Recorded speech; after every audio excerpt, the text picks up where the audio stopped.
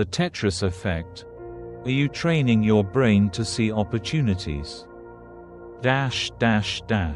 Part 1.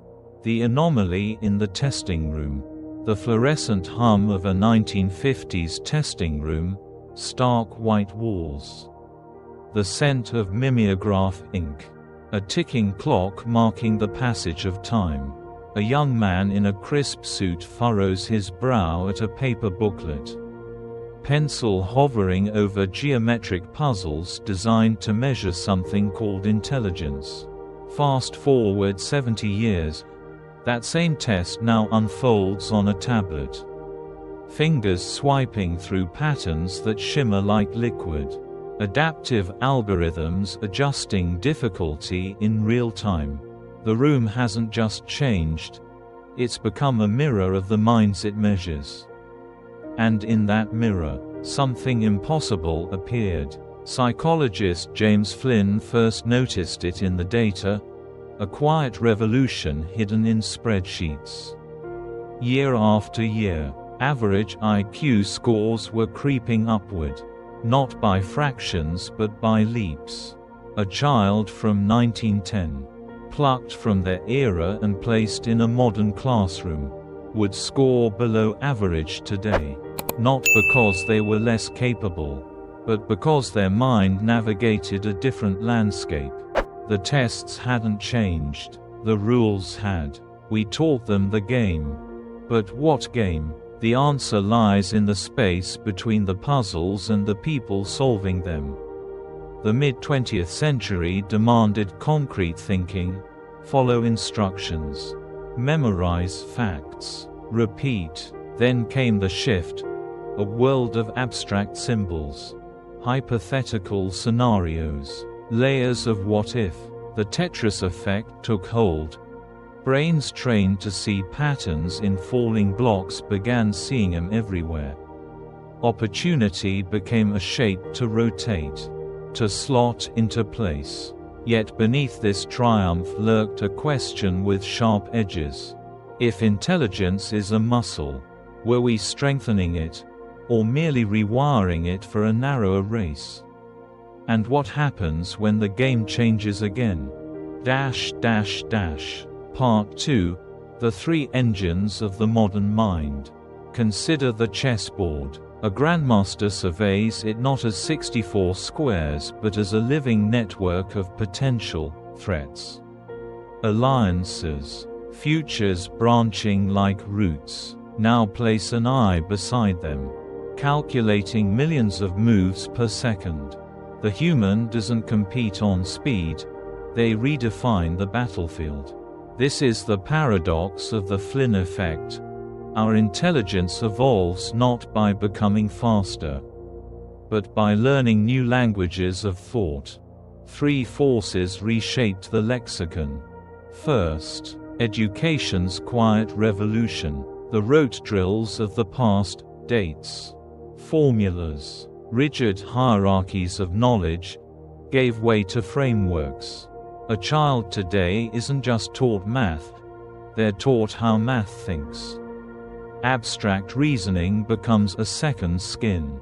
Standardized tests, once focused on recall, now demand mental flexibility, the same skill that lets us toggle between apps. Workflows, identities. Second, technology's relentless tutelage. Every swipe on a smartphone is a micro-lesson in pattern recognition. Menus fold and unfold like origami. Notifications train us to weigh priorities in milliseconds. The brain adapts, but the cost is the erosion of deep focus. Ancestral skills, reading a forest for danger, navigating by stars, fade like unused muscle. We traded vertical knowledge for horizontal fluency. And third, the invisible hand of nutrition. Iodine-fortified salt, protein-rich diets, the eradication of childhood-led poisoning, each stripped away barriers that once dimmed potential. A well-fed brain isn't just healthier, it's hungrier. reaching for complexity the way vines climb toward light. We taught them the game. But the board keeps expanding. The same tools that elevate abstract thinking can also fracture attention. The chessmaster's brilliance relies on depth, the AI's on breadth. Which path have we chosen? Part 3, the river and its banks. Then, the curve flattened. In the early 2000s, Scandinavia's soaring IQ scores, the crown jewels of the Flynn Effect, stalled.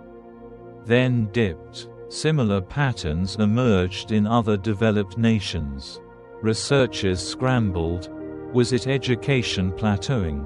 Digital overload? Or had we hit the limits of what environmental improvements could gift the mind? The reverse Flynn effect whispers warnings. Yes, we've trained brains to see Tetris blocks in clouds and stock charts. But at what cost?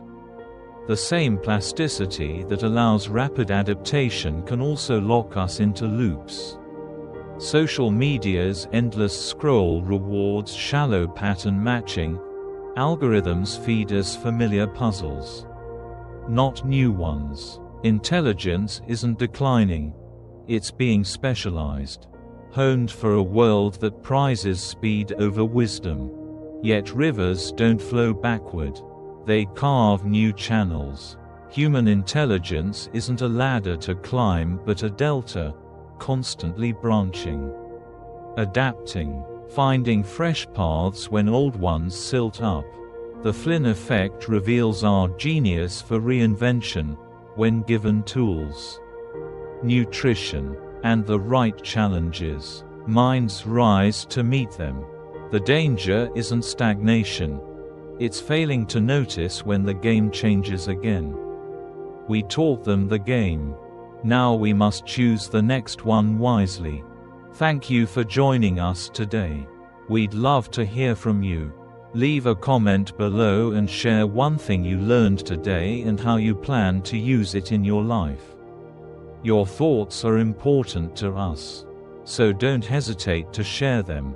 Reading your comments gives us great motivation and encouragement.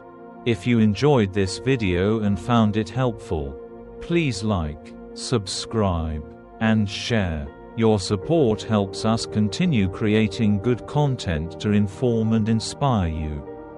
Thanks for watching, and we look forward to seeing you in the next video.